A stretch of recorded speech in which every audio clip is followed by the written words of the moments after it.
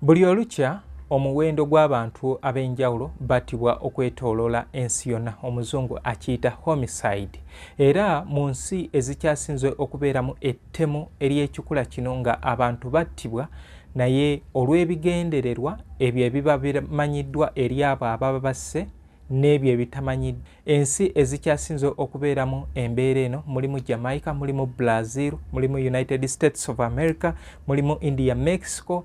Wano ku lukalu lwa Africa, ensi ya South Africa yekulembedde ensi ezikyasinze okubeeramu ettemu. Uganda y'ensi ey'okubiri. Kale bwe ntyo ntunuulidde ne ŋŋamba mu kiseera kyaffe kino ekyakadangukamu ffe tetulinayo bayimbi oba bannabitone abaali batugenzeeko nga battiddwa buttibwa era nga n'abamu families zaabwe zasigaliraawo nga tebafunye bwenkanya. Gwe eyeetaaga bino ebyakadongokamu nkusaba nti ntuukirira ekasubi ku basooka kwa Vula Stage wenkolera emirimu gyange obeere nga osobola okufuna ebintu bino. Oluyimba weweesitula n'ojja nduteerako nusu 5 ntandikira ku nnyimba za 15. Woba olwagala ku WhatsApp nduteerako nusu 10 ntandikira ku nnyimba za 15. Ku WhatsApp nteekako audio yeka. Kati gwe eyeetaaga okulanga naffe naawe nkwaniriza nga woolaba Kikaaya weekola Plan B Records ne St. Michael Education Center. Bwentyo wengenda okubeera nga nsobola okubeera nga mbatuusaako ebintu ebyenjawulo leero juzi ne luli. Kale programu eno ngiweereza buli mukwano gwange angoberera. Mugenzi Paulo Damulira yafa 1980, yafiira wali e Nabbingo oluvannyuma lw'okuba nga yali agoba ababbi ne bamukuba guluneeti oba bbomu ey'omu mukono. Paulo Damulira ojja mujjukira mu bibiina nga Uganda Picking Guitarist ne Kadongokamu and Culture Company. Ekintu kino kye tweyagaliramu ekya Kadongokamu, ono ye mutandisi. Weewaawo eri Wamala, Christopher Ntegese badduka, ba Dominico Sentamo bajja ne babasookawo, naye ono ye yaleeta be baaleeta ekirowoozo abantu abasatu nti tukolewo ekibiina ekitugatta ne bakola ekibiina kya Uganda Picking Guitarist mu 1969. Paulo Damulira ogenda mujjukira nga ku luyimba nga obuzaale si bukuliro, Nakitto, ebigambo ebijweteke n'ennyimba endala. Kale woba ozeetaaga ntuukirira obeere nga ozifuna.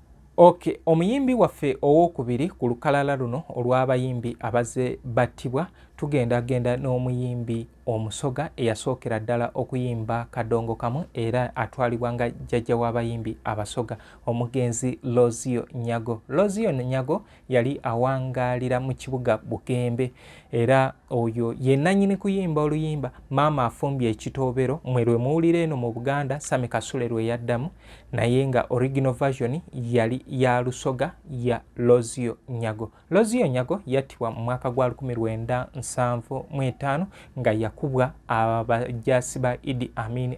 Baamukuba amasasi oluvannyuma lw'okumusanga ng'ayambadde ebyambalo ebyefaananyiriza eby'amagye. Baamukuba yenna mu kifuba ne gamuyitamu era bw'atyo yaziikibwa mu disitulikiti y'e Mayuge okuliraana Satellite. Lozio Nyago nkugambye nti y'omu ku batandisi era ab'Akadongokamu era ng'ono yasikiriza Matiya Kakumirizi okuyingira endongo. Lozio Nyago ogenda muyijjukira ku nnyimba nga Kyazike, Abalwaire, Progia n'ennyimba endala. Omuyimbi waffe omulala eyattibwa nga n'okutuusa kati abaamutta tewaliiwo kyali kibakoleddwako oba okuzuulibwa nti ono yavunaanibwa guno ne guno ye Charles Ssemakula eyakuyimbira mu nsiko mulimu Nabanteta.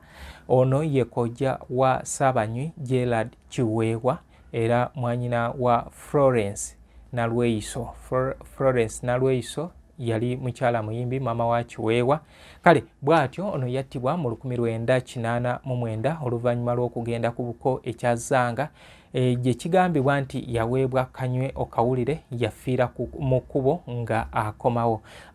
Charles Ssemakula yaziikibwa e Busunju naye nga n'okutuusa kati okuva mu 1989 n'okutuusa leero tewaliiwo Jesse Gita Kasilivu. Jesse Gita Kasilivu eyali omutandisi wa Cranes Band. Cranes Band eno ye yavaamu African Go kati gye tuyita Afrigo, ye yavaamu Thames Band, yavaamu Renzori. kati oluvannyuma lwa olutalo okubeera nga lujjawo wakati w'ono n'omukulembeze w'eggwanga eyaliko myaka gy'ensanvu Jesse Kasiriivu yabuzibwawo naye nga kyazuulibwa oluvannyuma nti yattibwa wali Emengo mu Tokya Chamber. Bano baafa mukazi omugenzi Byron Kawadwa eyali omukungu oba ssentebe wa National Theatre 1977. Ono okuttibwa kwe yali ava mu Black African Festivals Lagos, Nigeria.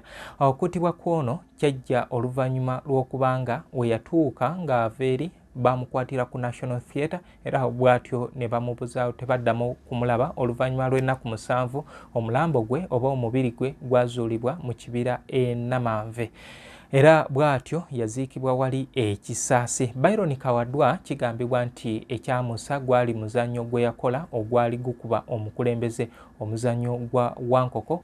Kati yo ono yasimatuka naye wamala okusimatuka okuttibwa justice era teyafunibwa oluvannyuma lw'oyo eyakimukola.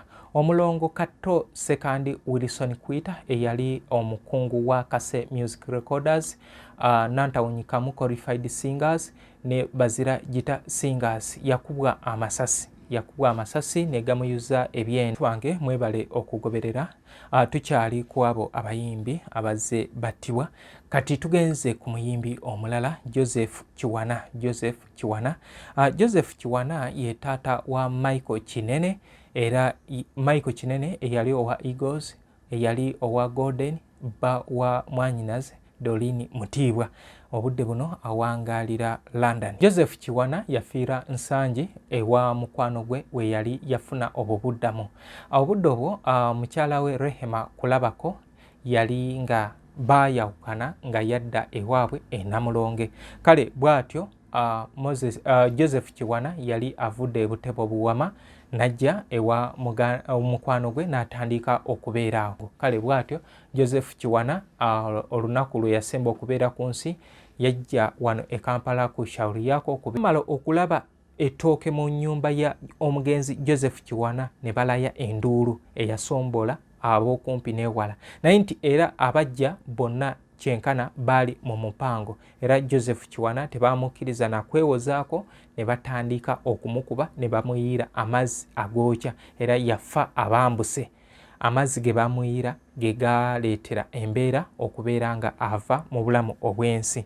Kale bw'atyo mukadde waffe Joseph Kiwana taata wa Michael Kinene bawa Mama Kine yakuzanyiranga nga Manjeri mu nnyimba za Mzee Matiya Luyima n'atugendako bw'atyo. Omuyimbi waffe asembayo ow'ekumi ye Christopher Kiryowa Kayonjo yafiira wano e Namuŋŋoona ku Luyinja. Oyo omwami ye muto w'omugenzi Archbishop Yona Lwanga.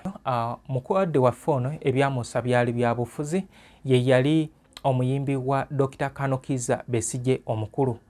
Ye yali amuyimbira ennyimba era nga eyamwendoosingayo yali ono chairman Waswa Birigwa. Ono okumutta nti baali baamala dda okumukolera olukwe kubanga yali anywamu ku kabisi era nga buli waabanga akoma alina ebbaala mwe yali anywera. Kale kwolwo yabasanga nga weebali abantu ab'enjawulo era nti n'abagulira omwenge ne banywa. Naye kigambibwa nti omwenge ye gwe baamuwa already gwali gumaze dda okutabulwamu eddagala era bw'atyo ng'amaze okunywa yatandika okuluuzinga. Kati awo omuvubuka mmwe gwe muwulira nti yamukuba ekikonde just baamuwa kankulako lutalo n'amusindika n'agwa eri mu mwala era okumuwalaawala bamutwale ku ddwaliro lya Orthodox yafiira mu kkubo. Naye ku postmortem eyakolebwa e Mulago kubanga muganda we Yona Lwanga yamutwala e Mulago ne bamukolako postmortem basangamu butwa nga yafa butwa. Plan B Records ye studio yokka ekuwa ekiri ku mulembe. Oyagala ku recordinga luyimba ku Plan B Records tu recordinga nyimbe z'ekika kyonna nga raga, reggae, kadongo kamu, afrobeat, band music n'ebika bya music byonna eby'enjawulo.